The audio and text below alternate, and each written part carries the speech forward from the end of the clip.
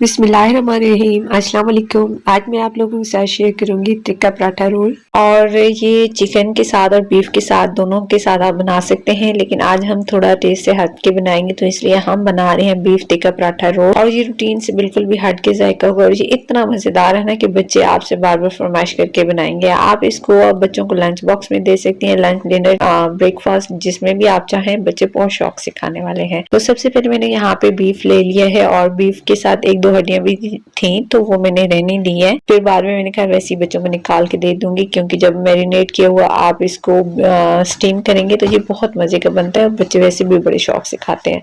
तो सबसे पहले यहाँ में हम मैरिनेशन तैयार कर लेते हैं। दही लिए 1 कप, उसके बाद सारे मसाले मैंने ऐड किए हैं, कुटी हुई मिर्चें, पिसी हुई मिर्चें, और इसमें धनिया पाउडर, जीरा पाउडर, हल्दी, और इसमें जो है टिक्का मसाला 1 खाने का चम्मच डाला था। तो और ये अदरक का पाउडर है 1 खाने का चम्मच। तो यहाँ पे जो है ना आप मसाले अपनी पसंद से थोड़े ज्यादा कर सकते हैं। तो ये यहाँ पे जो है मैंने 1 खाने का चम्मच लहसुन का पेस्ट शामिल किया है और 1 बड़े साइज के लीमू का रस इसमें शामिल कर दिया है। तो मसाला हमेशा मैं आप लोगों को यही कहती हूँ कि आप अपनी मर्जी से थोड़े से ज्यादा कर सकते हैं। मैं थोड़े कम ही डालती हूँ मसाले, क्योंकि बच्चों के लिए बनाती हूँ तो बच्चे ज्यादा पसंद नहीं करते। नमक इसमें मैंने डाला है 1 खाने के चम्मच। अब आपने सारी चीजों को पहले अच्छे से मिक्स कर लेना है। यहाँ पे जो है ये हमारा मजेदार किस्म का मैरिनेशन का तैयार हो चुकी है बीफ के लिए।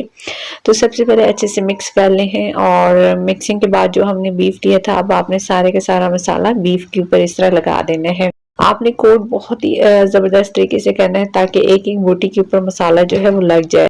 इससे क्या होता है कि जब आपकी मैरिनेशन अच्छे से हुई होगी तो आपके गोश्त का टेस्ट बहुत अच्छा डेवलप होता है। अब आप इसको कम से कम अगर चाहें अच्छे रिजल्ट के लिए तो फिर आप इसको ओवरनाइट के लिए छोड़ दें, या फिर कम से कम 3 से 4 घंटे के लिए आप इसको जरूर मैरिनेशन टाइम दीजिएगा।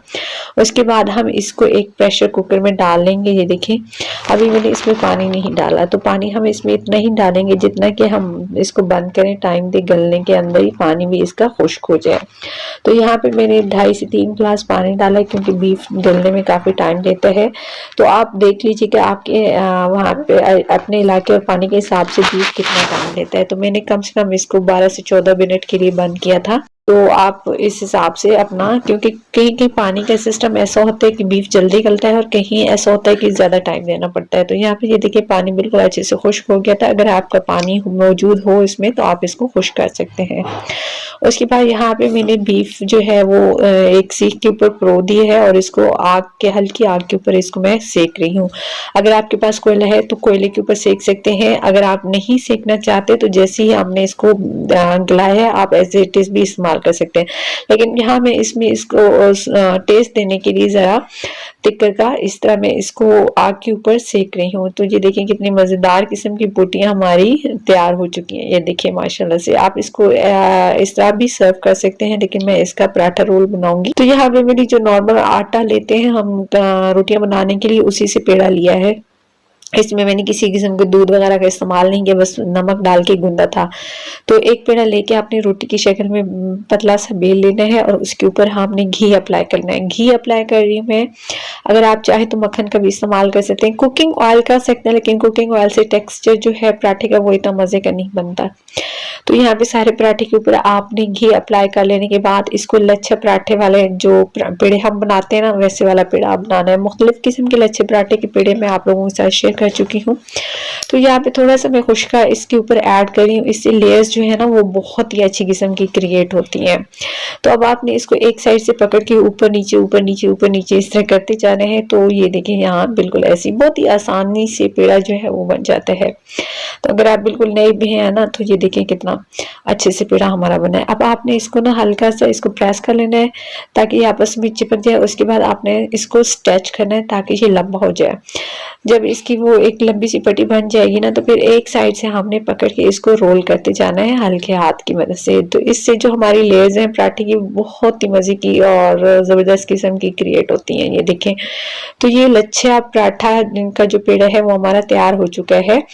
तो 5 मिनट के लिए आपने इसको रेस्ट देना है और उसके बाद जो है ना आपने इसको हल्के हाथ की मदद से या फिर बेलन की मदद से इसको पराठे की तरह बेल लेना है। लेकिन एक बात का ध्यान रखिएगा कि बहुत ज्यादा आपने जोर लगा के प्रेस नहीं करना, इससे क्या होगा कि आपका पराठा अच्छे से नहीं बनेगा। تو اس لیے ہلکے ہاتھ کی مدد سے بالکل آپ نے پراٹھا بنانا ہے، اور جب بہت پتلا نہیں کرنا آپ نے پراٹھا، ایک اچھے سے پراٹھے کی شیپ دینی ہے۔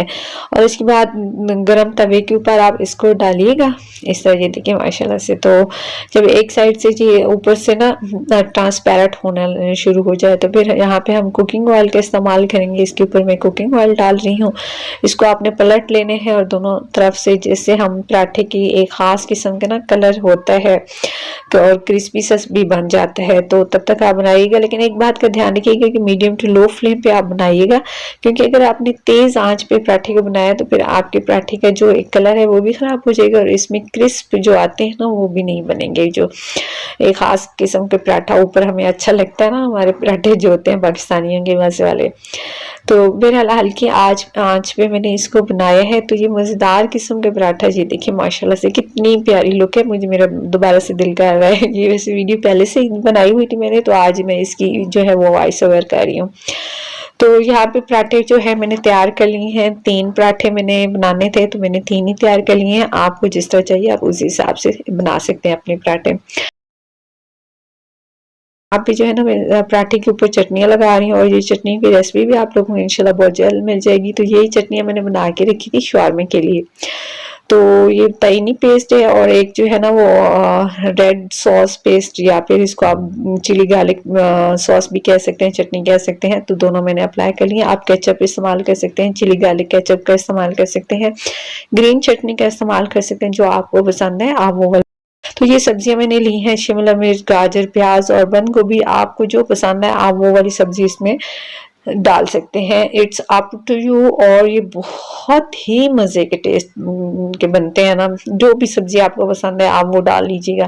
تو یہ ساری کلرفل سی سبزیاں مجھے بڑی پسند ہے، اور اسی بہانے سے میں بچوں کو بھی کھلا لیتی ہوں، تو وہ بھی بڑے شوق سے کھا لیتے ہیں۔ تو یہ سبزیاں میں نے ایڈ کر دی ہیں، اور جو ٹکے کو، بیف ٹکے کو ہم نے سیکا تھا آگ کے اوپر، اس کو میں نے اس طرح چھوٹے چھوٹے کر لیے ہے، اور پھر یہ پراٹھے کے اوپر اس طرح آپ نے لگا دینے ہیں۔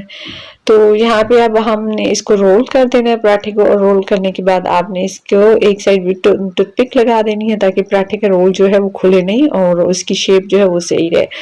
تو آپ اس کو ضرور ٹرائی کیجیے گا، بہت ہی مزیدار قسم کا بنتا ہے، اور بچے اس کو بڑے شوق سے کھاتے ہیں، اور یہ صحت کے لیے مطلب اس میں کافی ساری سبزیاں بھی ہیں، تو بچوں کے لیے اچھا ہے۔ امید ہے آج کی ریسپی آپ لوگوں کو پسند آئی ہوگی۔ ریسپی پسند آئی ہے تو لائک کر دیجیے، اور چینل پہ نہیں ہے تو سبسکرائب کر دیجیے۔ ملاقات ہوتی ہے نیکسٹ ریسپی کے ساتھ، تب تک کے لیے اللہ حافظ۔